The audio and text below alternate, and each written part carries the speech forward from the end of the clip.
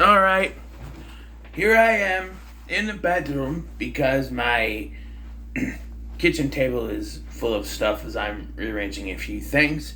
So here we are in the bedroom, one time only. We're going to review The Gallows Act 2. A piece of shit film, a sequel to a movie that wasn't that good to begin with, and then they went and they did this just. And apparently this sat on the shelf for quite some time because they didn't know how to market this or release it. And I can see why this movie is... God. So, first thing you need to know is this is not a found footage film whatsoever. It's a regular film because they had a bigger salary, so they're like, you know what? Or a bigger budget, I should say. And they're like, you know what? Let's just make this a regular film. You know, that makes no sense. You know? What if, and here's an easy sequel for you. A group of investigators are investigating, like reporters are investigating the events of the first film. So they go to the school, they go investigate stuff about the play, they talk to Pfeiffer. You could do that. But no, we're just gonna have a regular film. A sequel that takes place in a different location completely at some prestigious acting school. Our main character is Anna Rue. She is a she's a YouTuber like myself. She wants to be a big YouTuber, have the big numbers, and so she's brought into this by Almost Famous 99. Someone on the YouTube channel is talking to her and telling her to do the Charlie Challenge, you know, and she starts researching the Gallows and all that stuff. It starts with this video at the beginning of the film that we are shown, where this kid named Victor, you know, and people are killed, dead by Charlie, and we continue through the film with she sees the video later. And she's moved in with her sister because her parents don't believe in her at all, which no parent would be like that, but they don't believe in her acting. And we see flashbacks to her childhood where they keep telling her to stop make-believing and pretending. No parent would ever do that. And partway through the film, something happens that you just go, huh? Is the sister that she moved in with to get away from the parents who didn't, you know, support her, starts telling her the same things her parents told her.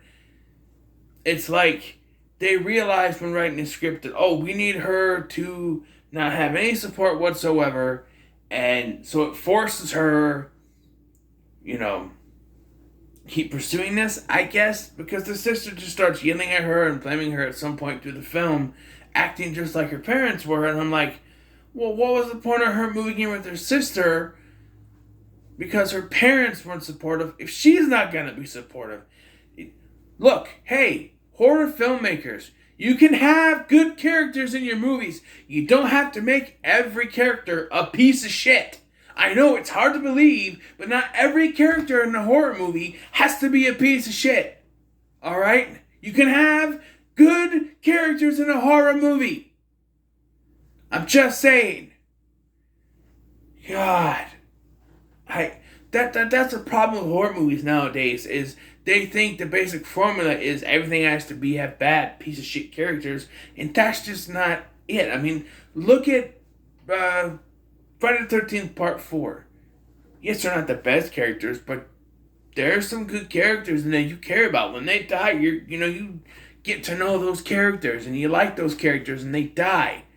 When they die, you feel for them because you got to know those characters for the most part. But so when the sister in this dies later, you're like, yeah, well, she treated her like shit anyway, so what's the point? And so Anna meets this kid named Cade, who's from a famous, prestigious acting family. Apparently he was a child actor that got away from it because he didn't want to do it anymore, and so they begin some kind of romance, kissy stuff, and So, yeah, and there's acting stuff. I'm not going to get into that because it's really not important. She does this. So, one thing I want to say is that it's presented as if it's all supernatural. Everything she's seeing, all the videos she's watching, everything is supernatural. And when we get to the twist, yes, there's a twist. A really fucking stupid twist. But a twist nonetheless. It just...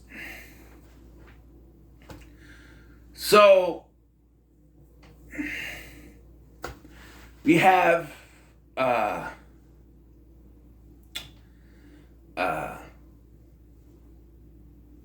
Yeah, so, and she wants to stop because she's not sleeping. She wants it to end. She starts looking up stuff, and a video plays of another girl named Lex, and she tries to talk to her, but the Charlie shows up and hangs her.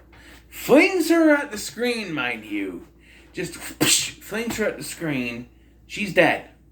Alright?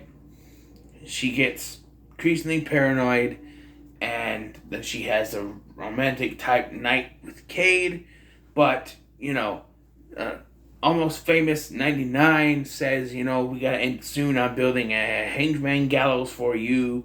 And she gets freaked out. She talks to Cade. Everything's fine. And then they get captured. And then there's the hangman there. And it talks to them. Because, yes. Also, I gotta mention earlier in the film, a couple of girls wanted her autograph. Because she's becoming famous on YouTube with the videos. And, yeah. So, we get to this, and we get a twist. So, you got Cade. Cade gets hung. Hung is the correct pronunciation of being hung. Being hung. Okay? Not hanged. It just sounds wrong. Cade is hung.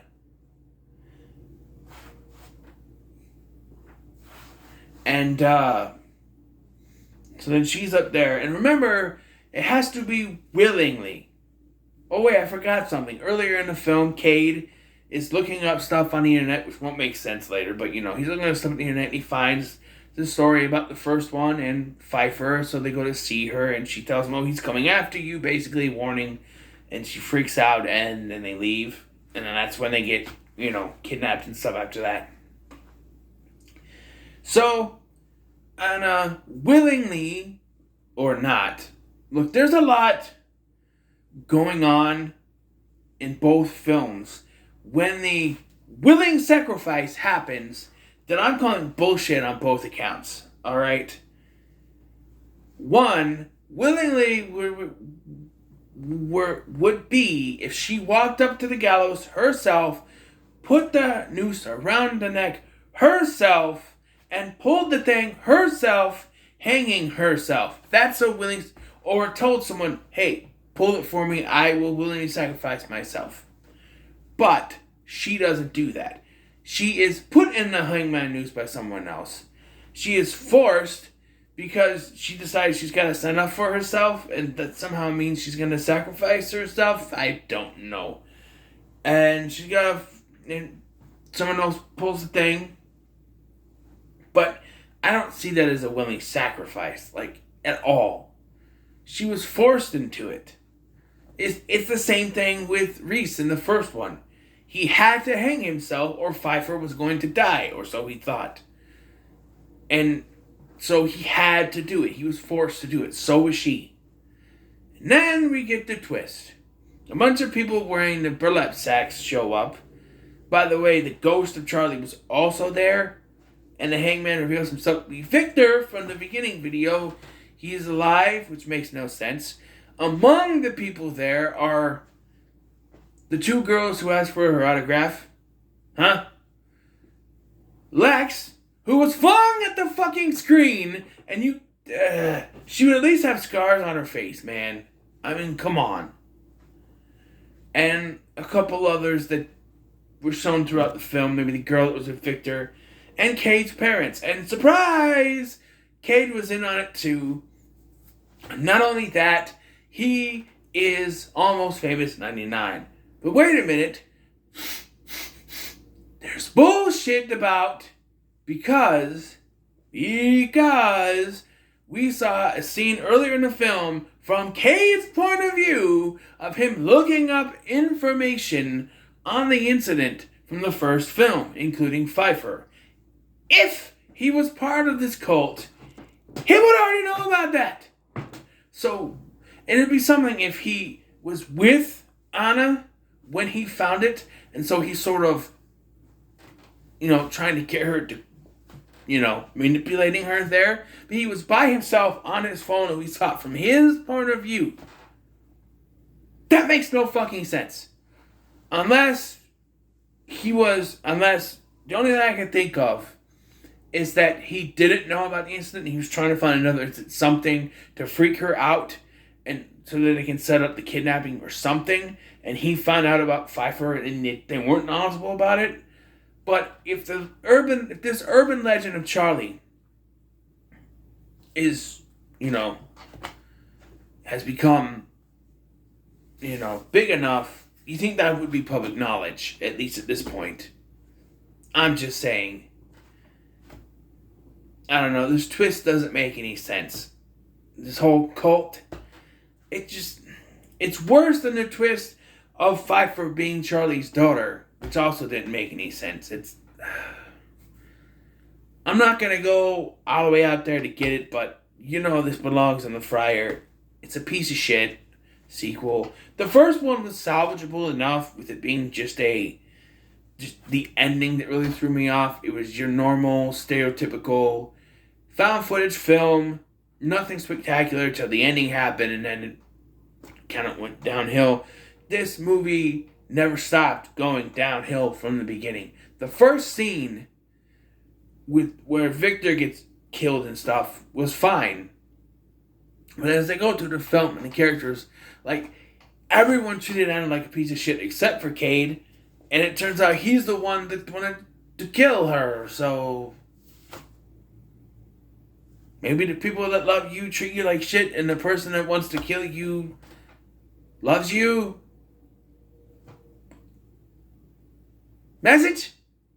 I don't know. This movie's a piece of shit. I can't. No wonder it's sat on the shelf for so long. No. What was the point of doing a sequel to this? And also that raises the question, people's deaths. Victor was hung by the chain of a swing, and then Lex was flung at the screen, and everything was faked. But there was real times where she was we've seen it. The ghost of Charlie is actually there. He killed her sister.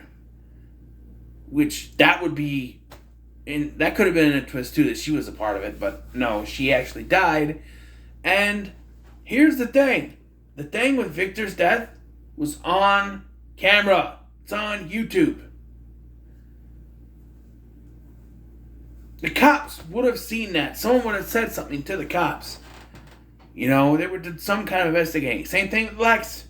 She was flung at the screen during the live stream where someone would have seen her. And not to mention the sister's death, which also would have brought the police. There would be an investigation going on.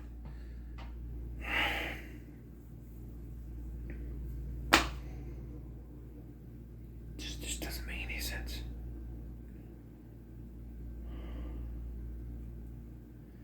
I can't talk about this movie anymore. Don't watch it. Piece of shit. Just, no. Go away. Just, no. Like, share, subscribe. I'm going to drink bleach. I'm not really going to drink bleach. I'm just saying, don't watch this movie.